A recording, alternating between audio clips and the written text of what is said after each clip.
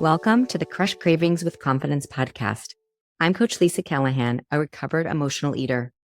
I ended decades of self-inflicted struggles with food through taking a journey of self-discovery, which revealed the secrets of what was going on underneath the food. Throughout this podcast, we'll explore topics that are rarely talked about, like low self-esteem, lack of confidence, people-pleasing, and decades of self-sabotaging behaviors. Rather than just focusing on the food, we'll dive deeper into aspects of who you are as a person and how you ended up relying on food for comfort to begin with. My mission is simple: to empower women to regain their confidence and prioritize self-love, regardless of the number on the scale. Discover what you've really been craving, and trust me, it's not about the food. This podcast is based on insights shared from the Women's Emotional Eating Community Support Group on Facebook, so be sure to check out the show notes for the link to the group and a complimentary gift just for you. Now, let's dive into today's episode.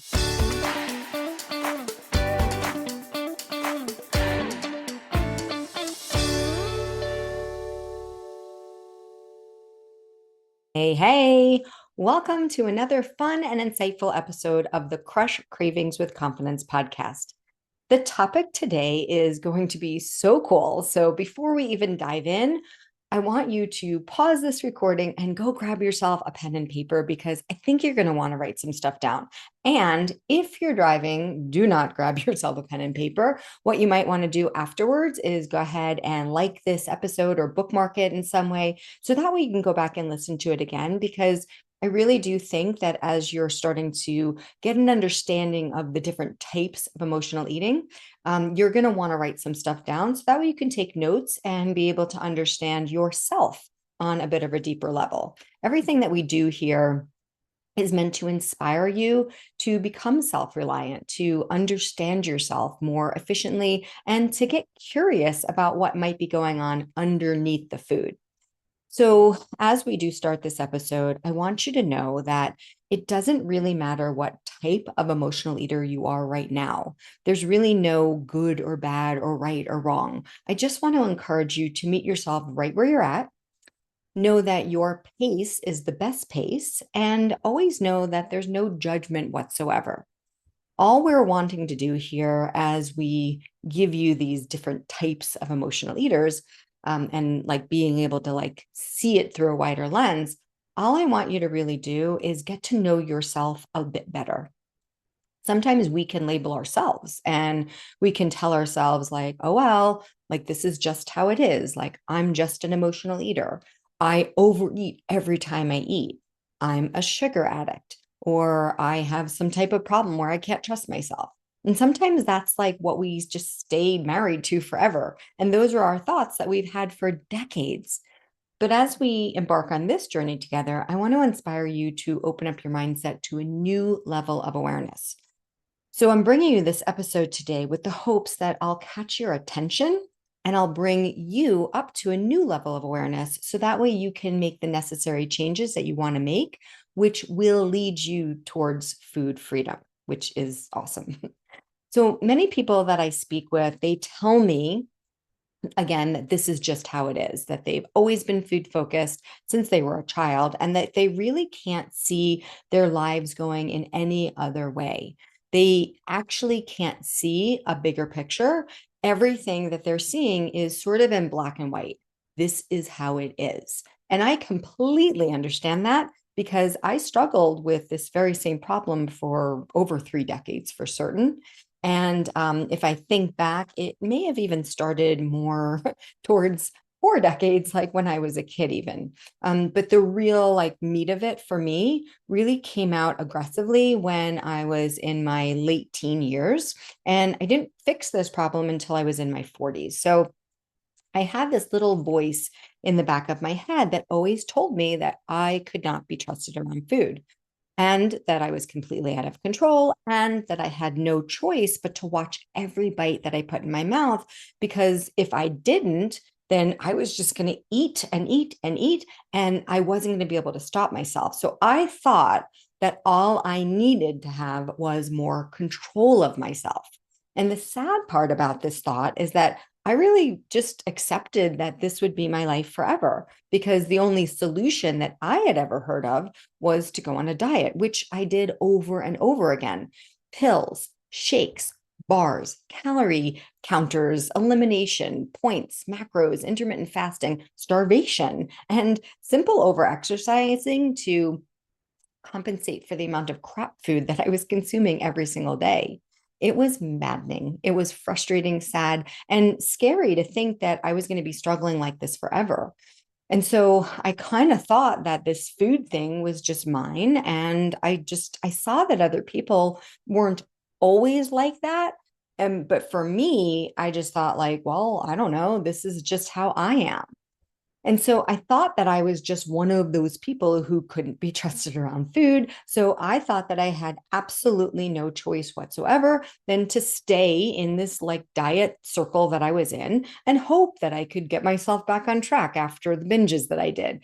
I would think to myself, okay, just another day, just maybe all right, I'll just eat this today, but tomorrow I'll get back on track. And like little by little, over the course of a couple of weeks after I had a huge binge, maybe it would take me like a little time, but then finally I felt like, all right, I'm back on track. I'm like back in my little diet prison. And then, I could stay on that path for a couple of weeks. And especially if I started a new diet, like that was exciting for me because I was like, oh, this is what I'm supposed to do. And here's the plan. And here's the one that's going to work. And I really did have high hopes that that was going to be all I had to do forever.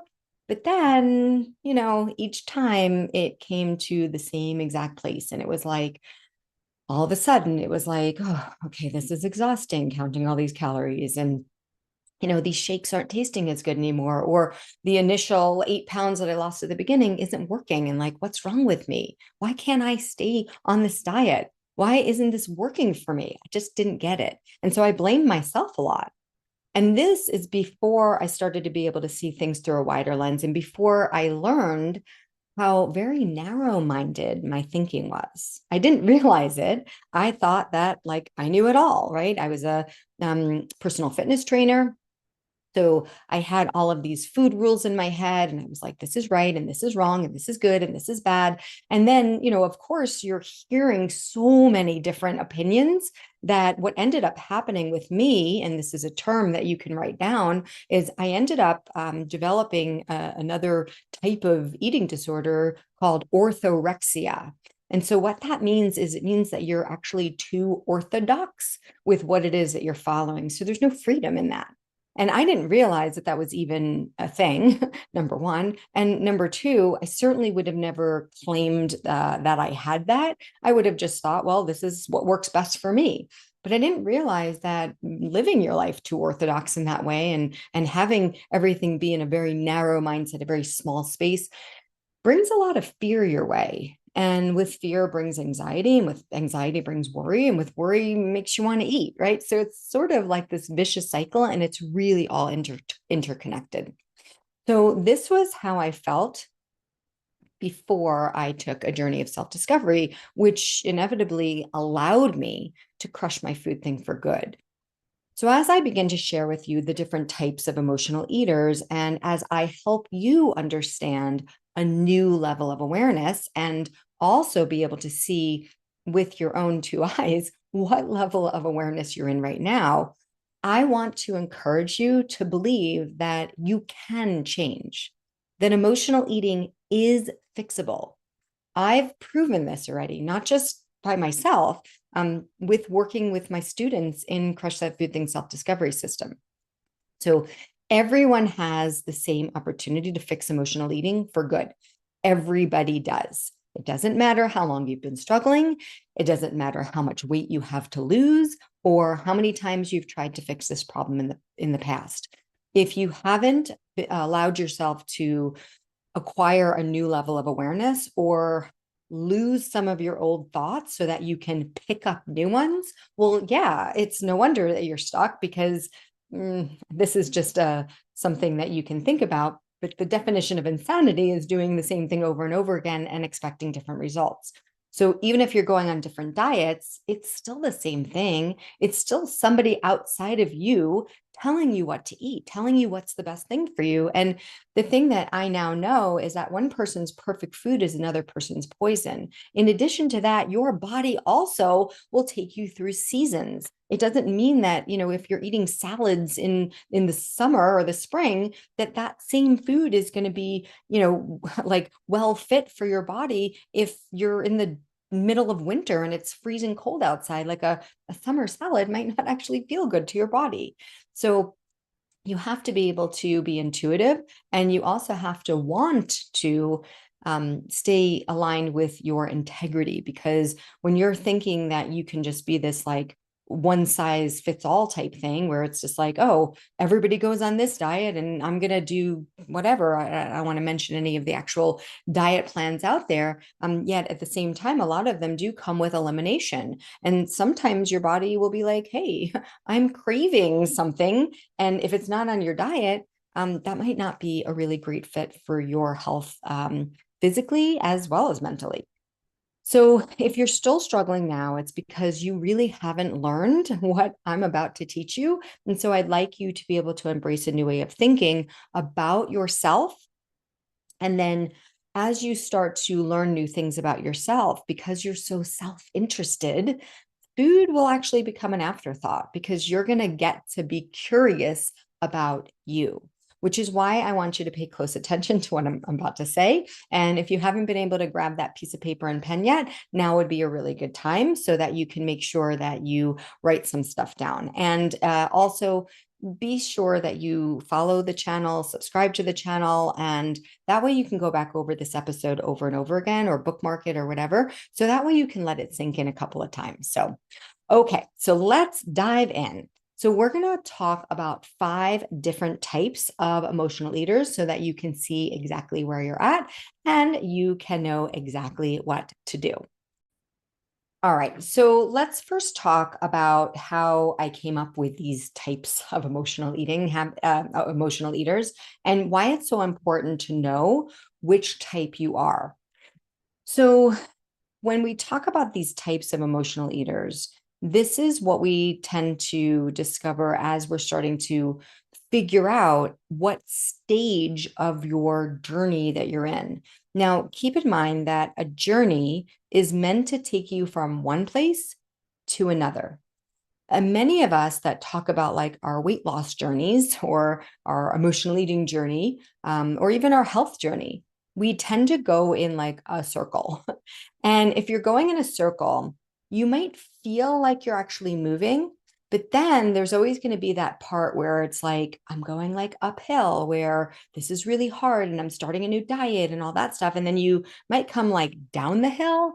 And then suddenly you're like, oh gosh, well, I've got 3 birthday parties to go to next week, and we're going on a cruise, and all of the things that are happening in the life, or stress or whatever. And then suddenly you're like going down, down, down. Then suddenly you've got like sort of a boring road where you're like, ugh, I don't really want to go back on this eating plan again. And then suddenly something new comes your way and you kind of ricochet around the corner. And then all of a sudden it feels like new and good again. And then you're like, wow, I'm going to do this 75-day challenge or whatever. And you're climbing up the hill again. And then you come around the other side and you go down again. And then the boring part comes, and then you're ricocheting around the corner. And it really is all the same thing. So it's not really a journey, because it's not taking you from one place to another. It's sort of keeping you stuck. And certain things like feel new because, yeah, maybe one diet's telling you to eat this and one diet's telling you to eat that. Yet at the same time, as long as you're still in that mindset where you want to stay on a diet forever, then you're in a certain level of awareness that's not going to let you get very far along your journey. So without awareness, we get locked into our past story. We tell ourselves like, well, this worked before, but not really. It really didn't work before, because you ended up back in the same place that you started, if not even further behind yourself than you were when you started. So we get locked out of the possibility of creating new ideas for ourselves, locked out of future freedom, because we can't gain future freedom if we've got the same recipe card or the same 5 things that we've always done before. And we can tell ourselves all we want that those things worked for us, but if they really worked, you wouldn't be back where you started off to begin with, and you wouldn't continue to have to be on a diet. If the thing actually worked, if you really fixed your problem, you would never, ever go on another diet again. You would cancel out all of your Facebook groups that are talking about emotional eating. You wouldn't perhaps be listening to this podcast even, right? Because you wouldn't have to, because it's like, you'd be like, oh, that's not my problem anymore. So you'd probably like X out my podcast. And I'd be grateful if you did that, because honestly, I don't want you to be struggling with this problem forever. I want you to move on to other parts of your life. So this freedom means opening your mind to a new level of awareness so that you can shift out of old and limiting beliefs and move into empowering, purposeful action steps. And that's why it's so important to discover what type of emotional eater you are and what level of awareness you're at. So there are 5 types of emotional eaters. Now, I want you to know that if you Google this, if you research this or whatever, you are going to find different pieces of information, because what I'm about to teach you is mine, period. I didn't get this from the internet. This is not a study or something that has been proven. It's just things that I have noticed throughout the half a decade now of working with women who struggle with emotional eating, and also being a recovered emotional eater myself. So all I did was take the categories of what I've seen come my way through the thousands of women that I work with, and also being able to know my own story. And so all I did was take 5 levels of awareness that I see, and I put names to them, and that's it. So if you Google this, please know that this is not in the scientific research books. It is just me. Okay. So each type of emotional eater has its own level of awareness, and each level of awareness will lead you closer towards understanding why you're struggling with emotional eating to begin with. So please know, wherever you're at, it doesn't matter. It's just that you can't know any more than you don't know. So if you find yourself in level of awareness 5, and you might be like, oh, darn, that's like the one that's not that aware. And please just know that it doesn't matter that you're not at level 1. You can't know what you don't know. And a lot of times what you'll have to do in order to know better, or in order to do better, is you'll have to actually remove some of your old thoughts. So look at it this way. If you say to me, Lisa, I've been making chocolate cake with 5 ingredients for decades now, and you're like, I'm tired of chocolate cake. I want to make strawberry cake. Now, you could probably imagine that, to make a cake and you've got 5 ingredients and one of them is chocolate, but you don't want to make chocolate anymore. You can probably imagine that the other cake ingredients might stay the same. But what would you have to remove if you didn't want chocolate cake anymore and you wanted strawberry cake? Bingo. You'd have to remove the chocolate, and then you'd have to put in strawberries, right? And so you could have the same 4 ingredients, meaning that you do want to take great care of yourself. You do care about your health. If you're going to be able to have your body actually go back into its natural state, meaning that you won't have extra weight on you, yes, you're not going to be able to sit there and eat Pop-Tarts all day. Like, that's not going to work, right? You have to know that. So some of the things that you'll have to do as you want to change your agreement with yourself as to what types of foods you're allowing into your human body, some of those will have to stay the same.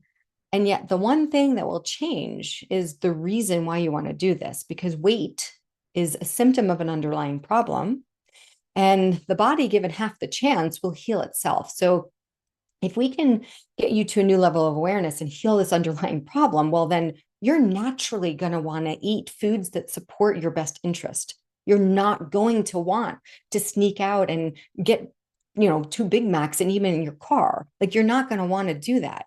I don't want to binge eat anymore. I don't want to. And that's because I've changed from the inside out. So my level of awareness is different. And that's how it works. Okay. So we have 5 levels of awareness. Now, if you're sitting there with your pen and paper and you want to write this down, you can actually draw yourself a big triangle on the page. On the bottom of the triangle, I want you to put desire aware and then draw a line above it. The next one up is called compare aware, and then draw a line above it. The next one up is called conflict aware. Draw a line above that. And the next one is called curiosity aware. Draw a line above that. And then at the tippy top of the triangle is called self-aware. Now, the reason why I did this way in a triangle format is because if you want to look at the majority of people in the world, period, most people are in desire aware, and that's why it's at the bottom of the triangle, and then it moves up. So we go to compare, conflict, curiosity, and self. And the way that it moves up in the triangle, you'll see that there's less and less people in the world that are in these specific categories. All right, so we'll start with level of awareness type 5, which is at the bottom, right? So this is the widest part of the triangle. So this is desire aware. So this level of awareness has the desire for things to change, and they want to be able to focus on themselves and finally lose the weight. But at the same time, even though they have the desire to do that, they really can't, manage to do that because like life's just too hectic. There's too many things in the way. They maybe have little kids and it's like, oh, it's just not the time to take care of myself. It's, I wish things were different, but they're really not different. And although this level of awareness or this type, desire aware, would like to lose the weight, they really kind of feel like there's not much they can do about it, since the only reason why they're overweight is because their job is stressful or they have no time because of the kids, or, they naturally are just people pleasers. So they put themselves last. So it's like, well, what can I do about it? Like, this is just how it is. They think to themselves, gosh, if chocolate just disappeared in the world, like, I'd be fine. It's not a big deal. But if it's in front of me, like, of course I'm going to eat it.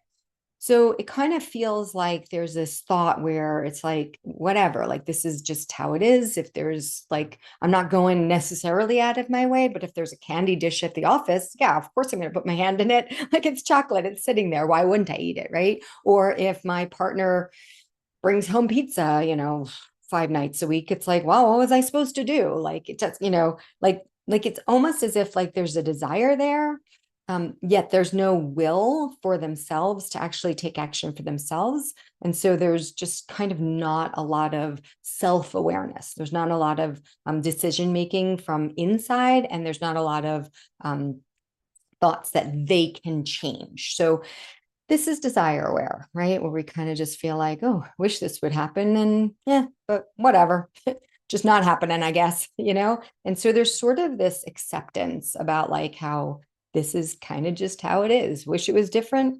Can't do it. Okay. So is that you? And if it is, let's see what the next level of awareness is as you move up this triangle, up this ladder. So the next one is called compare aware. This level of awareness has a belief attached to it. And so from a young age, this person, this compare aware, compares themselves to others, perhaps not because they did that, but perhaps they were compared to others. Perhaps they were told when they were a little kid, hey, there, maybe you shouldn't eat that second cookie, or isn't that a big helping, Missy? And, maybe they had a little pat on the belly and maybe we're told like, ooh, you should really, maybe put the fork down. So a lot of times when we're little, people tend to get criticized from their family members, or teachers or friends, or we start to like look at other people and we start to see things through like, wow, like I'm different than everyone else. And perhaps it's been going on for decades that they've been told like they've got to lose weight. Have you ever, had anything happen where somebody said like, wow, like you have such a pretty face, but like, yeah, wish you could lose a few pounds. And that could be coming from a loved one, like somebody who didn't specifically mean to plant that in your head. And yet like, ooh, there it is. Right. And so it becomes a comparison. So we feel compared to other people. We compare ourselves to other people.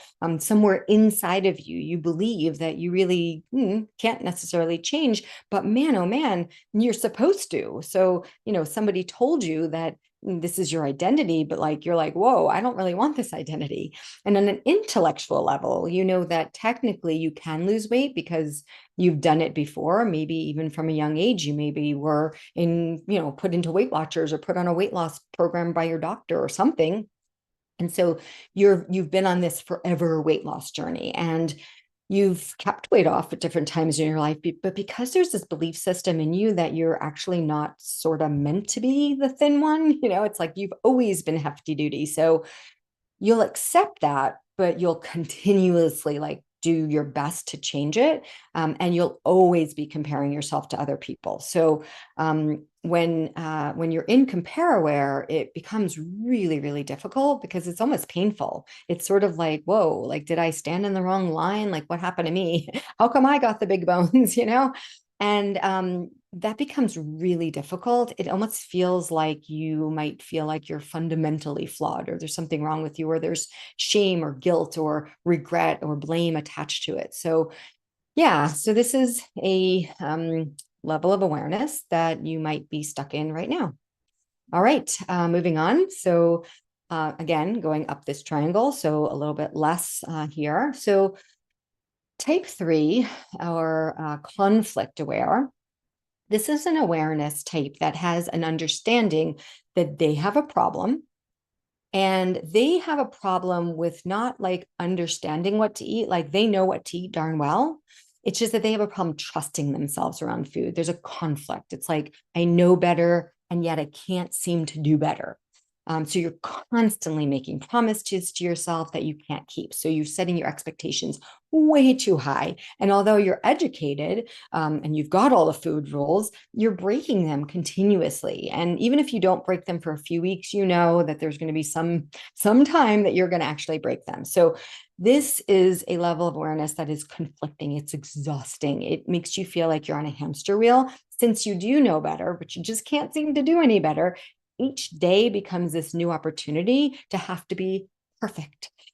And you want to be perfect. You want to like eat exactly the way that your diet was laid out for you. You're like, today's going to be the best day ever. Today, I'm going to not eat this, that, and the other thing. And I am going to eat this, that, and the other thing. So this is where you would be joining like a lifetime membership for perhaps like a weight loss group, or a supportive community that helps you keep track of your points and like keeps on track. So if this is you, you'll be saying stuff like, I'm on and off the wagon, or I'm, staying on track, but then I fall off track, or I break promises to yourself. This is where a lot of people struggle with perfectionism and procrastination, where you're just like, all right, I'm going to get on the wagon. I'm going to get on the wagon. And then a few weeks go by and you're so disappointed in yourself. So this one's going to be laced with a lot of disappointment, a lot of self-sabotage, a lot of like good and bad, right and wrong, yes and no. And there's not a lot of wiggle room. So the expectations of this person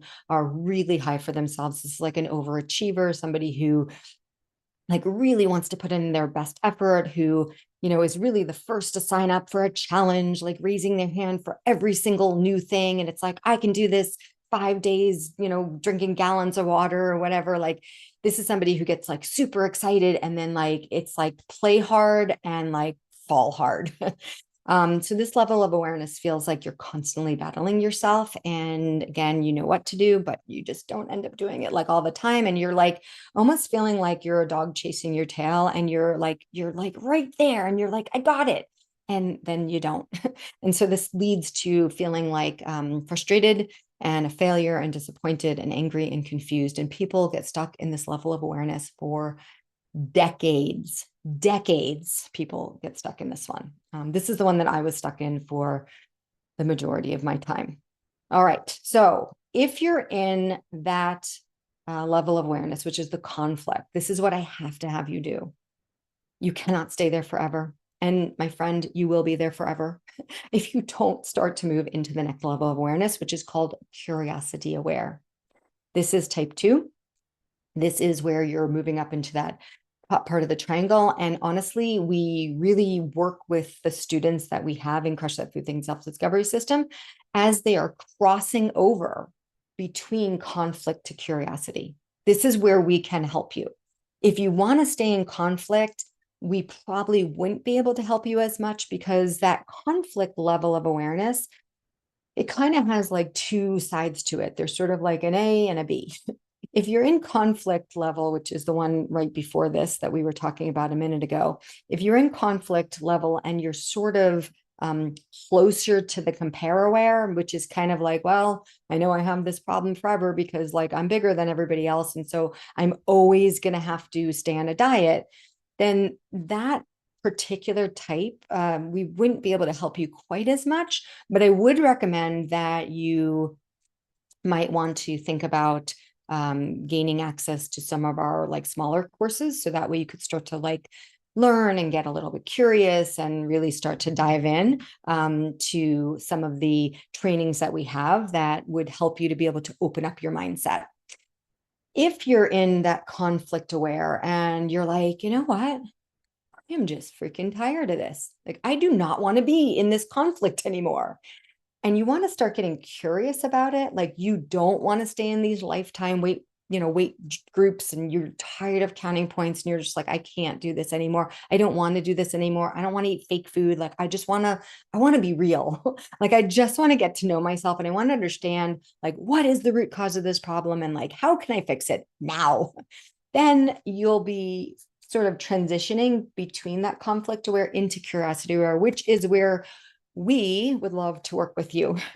So curiosity aware is an amazing entryway into self-discovery. Without curiosity, people will be stuck in the past and they'll rely on their old beliefs that are not serving them well, right? Maybe these specific beliefs that you might have had may have served you well as some sort of a protection at a time when you might have been in survival mode.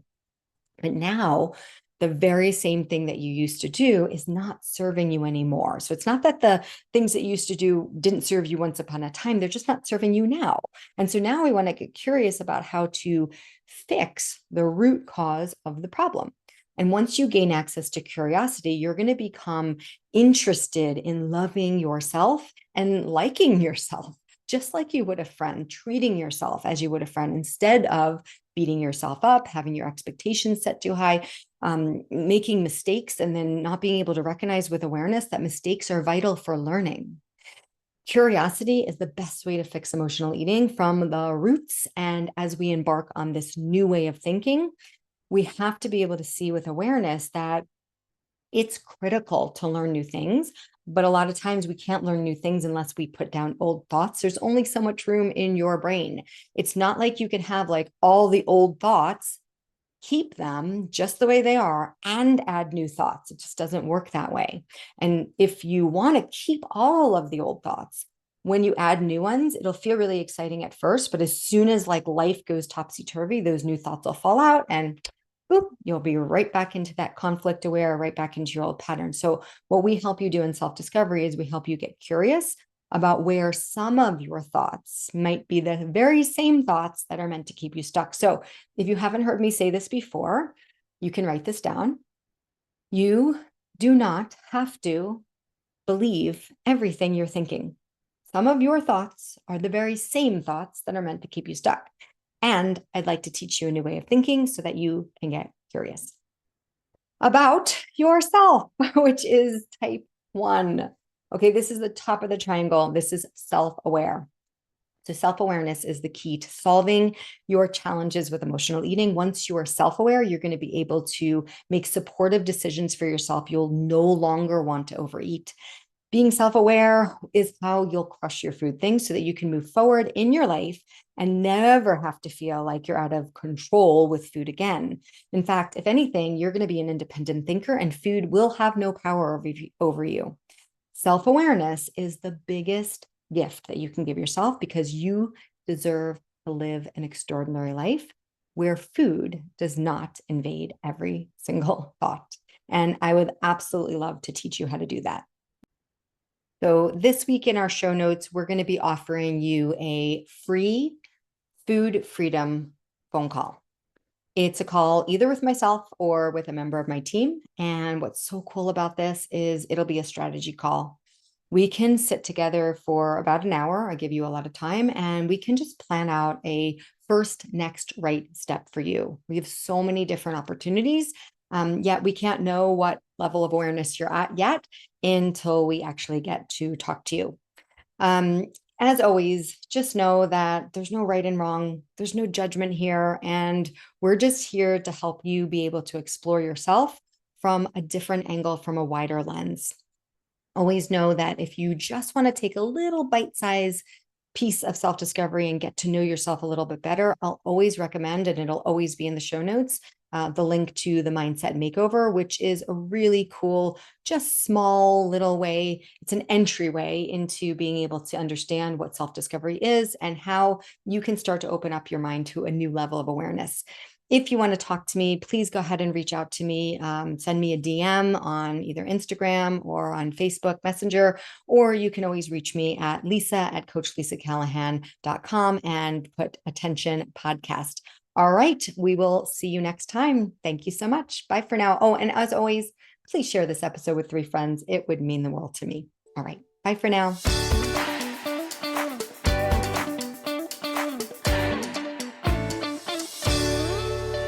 All right, my beautiful friend, that brings us to the end of another episode from the Crush Cravings with Confidence podcast. I hope you enjoyed listening today and took something from our conversation that you are going to put into immediate action.